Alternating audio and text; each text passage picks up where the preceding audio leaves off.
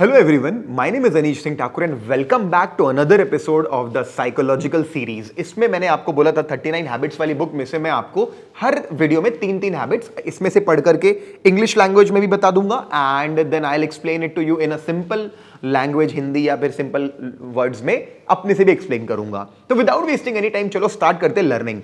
तो chapter number 4, the answer to the question what's the trend is the question what's your time frame. मतलब अगर कोई आपसे पूछता अभी ट्रेंड क्या चल रहा है तो डायरेक्टली कोई आंसर नहीं कर सकता। इनफैक्ट इसमें मैं अपना पॉइंट ऐड करके बोलूंगा, बताता हूं, पहले ये पढ़ लेते हैं। व्हाट्स योर ट्रेंड अगर कोई पूछता है तो कोई भी इंसान जवाब नहीं दे सकता जब तक कि मैं आपसे ना पूछूं व्हाट्स योर टाइम फ्रेम, कि आपका टाइम फ्रेम क्या है। आप 1 साल के लिए इन्वेस्ट करने चाहते हो, क्या 5 साल के लिए मार्केट को देख रहे हो, या इंट्राडे की नजर से मार्केट को देख रहे हो, या स्विंग ट्रेडिंग की नजरों से मार्केट को देख रहे हो। This is very important that you know what you want, then only you can find out. जैसे ब्रॉडर टर्म्स में अभी मार्केट एक अप ट्रेंड में है और अगर और थोड़ा जूम इन करेंगे तो एक अप ट्रेंड में पुल बैक आ चुका है। अब बहुत डिसाइडिंग मोमेंट है हमारे मार्केट के लिए, निफ्टी के लिए, पूरे इंडियन मार्केट के लिए, कि इस पुल बैक से मार्केट ऊपर की तरफ कंटिन्यू करता है या ब्रेकडाउन देता है।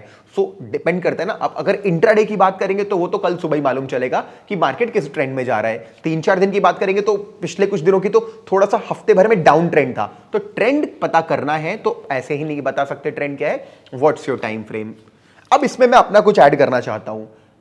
कई लोग पूछते हैं व्हाट्स योर टाइम फ्रेम, कई लोग बोलते हैं आपका टाइम फ्रेम क्या है, आपका फेवरेट टाइम फ्रेम क्या है, सर बताओ ना टाइम फ्रेम क्या यूज करूं। इस सवाल का कोई जवाब नहीं दे सकता। अगर कोई जवाब दे रहे तो समझ लो कुछ नहीं आता।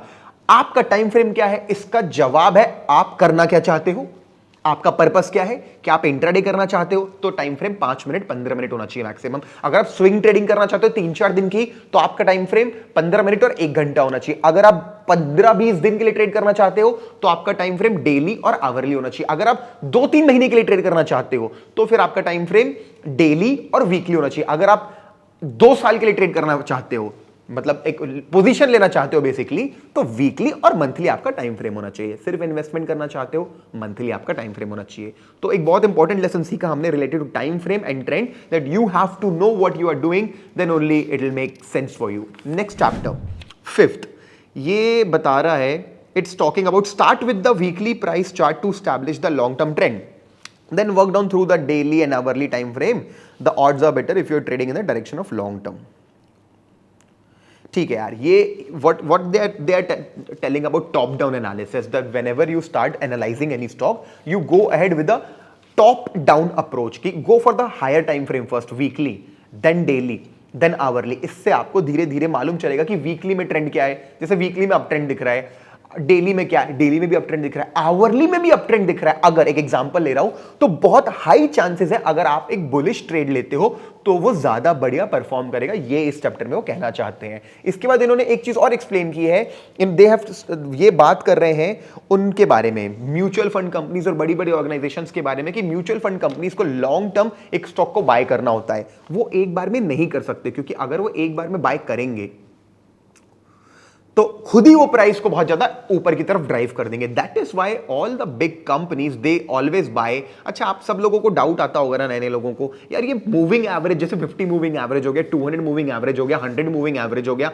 20 मूविंग एवरेज हो गया, है ना, 54 मूविंग एवरेज हो गया, ये इन मूविंग एवरेज के पास आके स्टॉक ऊपर क्यों चला जाता है, सपोर्ट क्यों ले लेता है? क्योंकि बड़ी बड़ी mutual fund companies, retirement funds and a lot of big investors, they want to accumulate this, अपनी मेजर होल्डिंग डालना चाहते हैं इस स्टॉक में। अगर इसे अच्छे स्टॉक में, तो वो ऐसे ही पुल बैक एरिया से बाय करते हैं। सो इसीलिए आपको हमेशा बड़े टाइम फ्रेम पे भी चेक करना चाहिए कौन से मूविंग एवरेज, जैसे 50, 100 चेक करते रहना चाहिए स्टॉक कहां जा रहा है। जैसे अभी हमने मार्केट एनालिसिस वीडियो में रिसेंटली बताया कि बीपीसीएल 200 मूविंग एवरेज के पास से सपोर्ट लेके ऊपर जा रहा है। So all these things, who is buying there?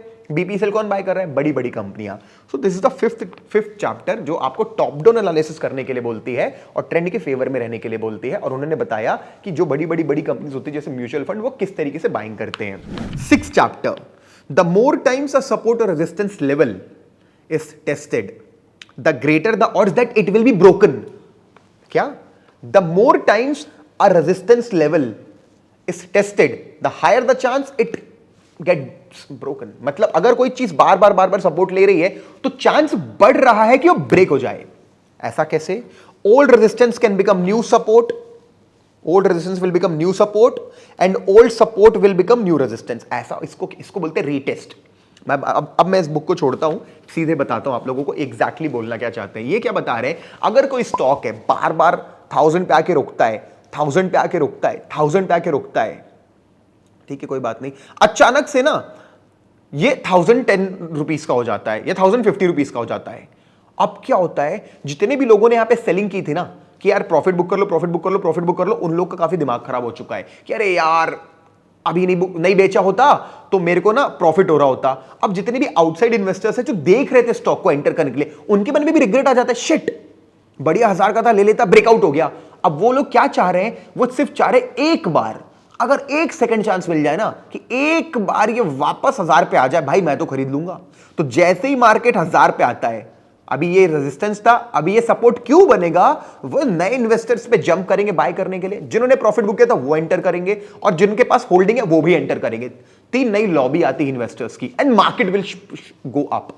Same example, अगर मार्केट सपोर्ट ले रहा है 1000 रुपए का शेयर था 900 रुपए का हो गया, जितने लोगों ने होल्डिंग की थी सर दर्द हो गया, अरे यार लॉस करा दिया स्टॉक ने तो मेरा। जितने लोगों ने नया नया बाय किया था सपोर्ट है सोच करके, उनको भी लॉस हो गया। वो बस एक ही चीज बोल रहे, भगवान प्लीज ये 900 रुपए को ना प्लीज एक बार 1000 आ जाए तो ब्रेक इवन पे निकल जाऊं। तो जैसे ही स्टॉक वापस रीटेस्ट करने आता है, सपोर्ट रेजिस्टेंस बनता है, मार्केट नीचे ड्राइव करता है। सिंपल सी कंसेप्ट है। तो आई होप आपको मैं ये तीसरा पॉइंट समझा पाया, क्यों नया सपोर्ट पुराना रेजिस्टेंस, पुराना सपोर्ट रेजिस्टेंस नया सपोर्ट बनता है, because of all these things, all these emotional things.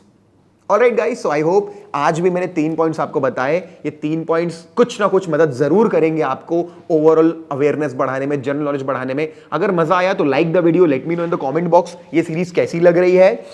And अगर आप एक न्यू ट्रेडर हो और अगर आप अभी ट्रेडिंग जर्नी चालू कर रहे हो, तो make sure you start doing this by paper trading first. उस पर भी वीडियो बनाया हुआ है मैंने। और डीमैट अकाउंट ओपन करना है तो जीरोधा या अपस्टॉक्स, इसको छोड़ के कहीं और ओपन करने की जरूरत नहीं है। बेस्ट ब्रोकर्स हैं, आपको उसके लिंक डिस्क्रिप्शन बॉक्स में मिल जाएगी।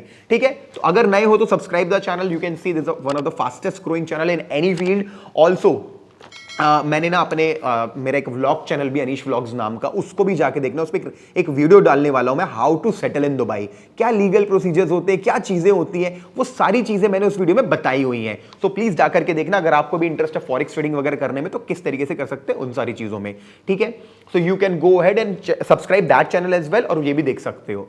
लास्टली बूमिंग बुल्स के लिए मैं एक बात बोलना चाहता हूं, हमारा कोई टेलीग्राम चैनल नहीं है जो कि पब्लिक के लिए हो, ओपन पब्लिक के लिए, जहां पे हम टिप्स कॉल देते हैं, बिल्कुल भी नहीं देते हैं। सो मेक श्योर अगर आप ऐसी चैनल में हैं तो प्लीज उसको ब्लॉक करें, रिपोर्ट करें। ठीक है, okay guys, thank you so much. I will see you soon in the next video. Bye bye.